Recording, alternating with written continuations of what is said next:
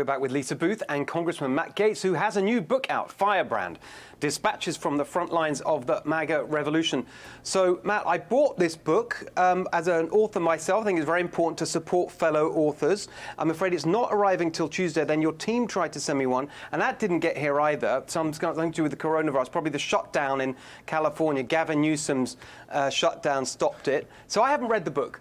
Our audience knows you very well from being on the show as our regular guest. What's in the book? Why should they read this book? Why should they go out and buy it?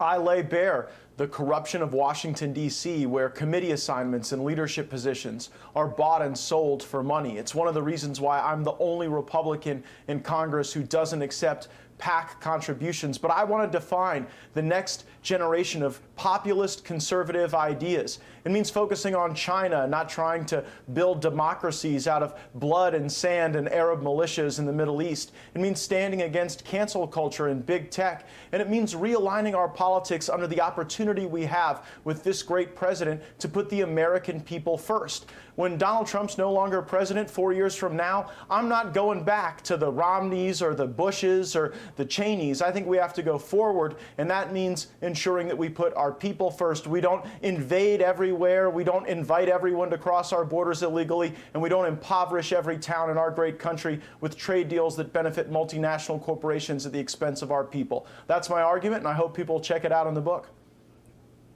Well, I agree. I bought it, and you should too, would be my message to our audience. But Lisa, what is interesting, I think, is that conversation about the future of the Republican Party. The word aberration is used a lot in connection with Donald Trump from these days. They say, oh, Donald Trump's an aberration. I think that what the congressman has just laid out there shows, and he's part of this change, it's not an aberration. Donald Trump has really changed the trajectory intellectually of the Republican Party. Well, I just want to say I'm a little offended that the congressman didn't send me a signed book, but we'll leave that alone for now. I'll send you one, Lisa. But okay, just making sure.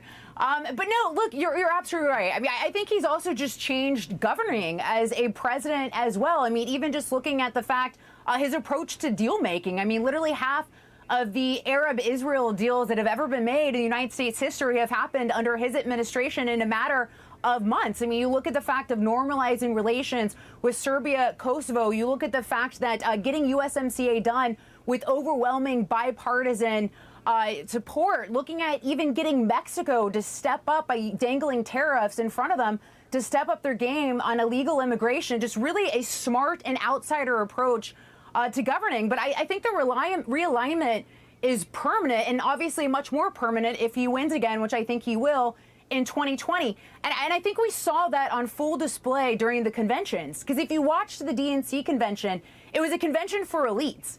It was a convention for the Hollywood types, the progressives like AOC and Bernie Sanders. And if you look at the RNC convention, it was everyday Americans who are doing extraordinary things. It was the hardworking Americans. And I think we'll see that reflected again in 2020, because I think he's going to do exceptionally well with white working class voters. And I think he's also going to be doing exceptionally well with all working class voters. I mean, you look at the fact that his numbers are up among Hispanics and African Americans. Joe Biden's are down in comparison to 2016.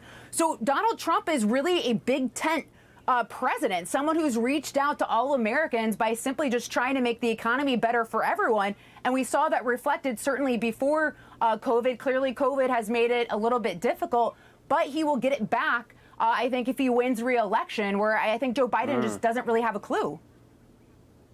Yeah, I would say the realignment that was like the most perfect summary. Go on, Matt. Sorry, very quickly. Go on.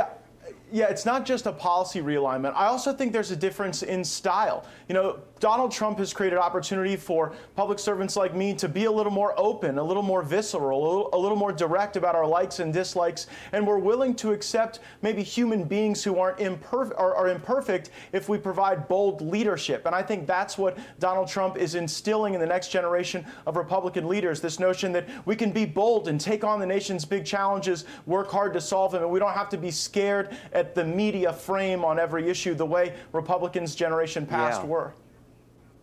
That's a very deep point, and so right. And it's because it's about the substance and results. Great discussion. I love that. Firebrand is the book. Go out and buy it. Matt Gaetz is going to send a signed copy to Lisa Booth. There we go.